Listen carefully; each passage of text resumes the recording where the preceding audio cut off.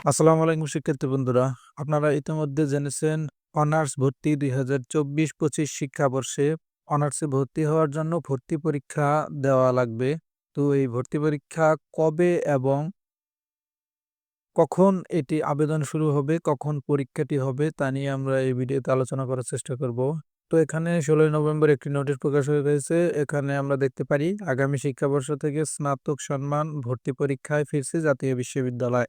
এখানে আরো বলা হয়েছে শিক্ষা এবং ডিগ্রির মান উন্নয়নে আগামী শিক্ষাবর্ষ থেকে জাতীয় বিশ্ববিদ্যালয় অধিভুক্ত সকল প্রতিষ্ঠানে স্নাতক সম্মানের লিখিত ভর্তি পরীক্ষা নেওয়ার ঘোষণা দিয়েছেন জাতীয় বিশ্ববিদ্যালয়ের উপাচার্য অধ্যাপক ডক্টর এস এম আমানুল্লাহ।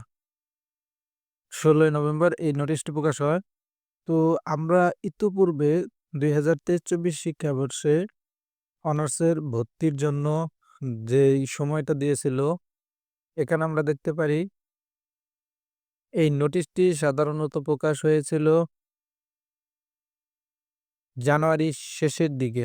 অর্থাৎ জানুয়ারির শেষের দিকে এটি প্রকাশ হয়েছিল।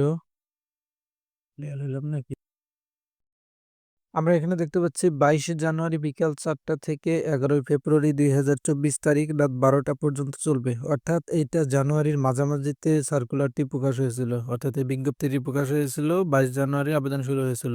তো আমরা এই হিসেবেই বুঝতে পারি যে জাতীয় বিশ্ববিদ্যালয়ের ভর্তি পরীক্ষার যে নোটিশটি সেটি সাধারণত প্রকাশ হবে জানুয়ারির শেষের দিকে অথবা মাঝামাঝি অথবা ফেব্রুয়ারির শুরুর দিকে।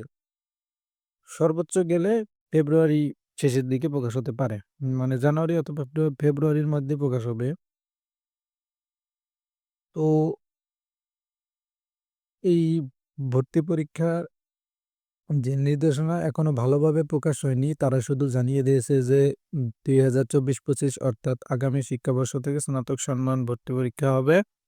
তো এখানে তাদের ভালো প্রিপারেশন নাই। তার জন্যে তারা একটু দেরিও করতে পারে। তো আপনারা ভালোভাবে পড়াশোনা করুন। এই জায়গায় ভর্তি হতে আহামরি তত কিছু লাগবে না। ৪০ নম্বর পেলেই পাস। তবে একটু ভালো করলে ভালো কলেজ পাওয়া যাবে, ভালো সাবজেক্ট পাওয়া যাবে। তো এর জন্য সাধারণত একাডেমিক বইগুলো এবং কিছু সাধারণ বই যেমন বাংলা, ইংরেজি, সাধারণ জ্ঞান এগুলো ভালোভাবে পড়াশোনা করুন। আর গ্রুপ ভিত্তিক যে সাবজেক্টগুলো রয়েছে সেগুলো কম বেশি করে পড়াশোনা করলেই ইনশাআল্লাহ পাস করা যাবে। তারা এখানে জানিয়েছে লিখিত ভর্তি পরীক্ষা নেওয়া হবে। তো লিখিত ভর্তি পরীক্ষা তারা নিবে না, তারা নিবে এমসিকিউ এর মাধ্যমে। সকল বিশ্ববিদ্যালয়ে যেরকম এমসিকিউ এর মাধ্যমে ভর্তি পরীক্ষা নেয় সেই রকমই ভর্তি পরীক্ষা নিবে।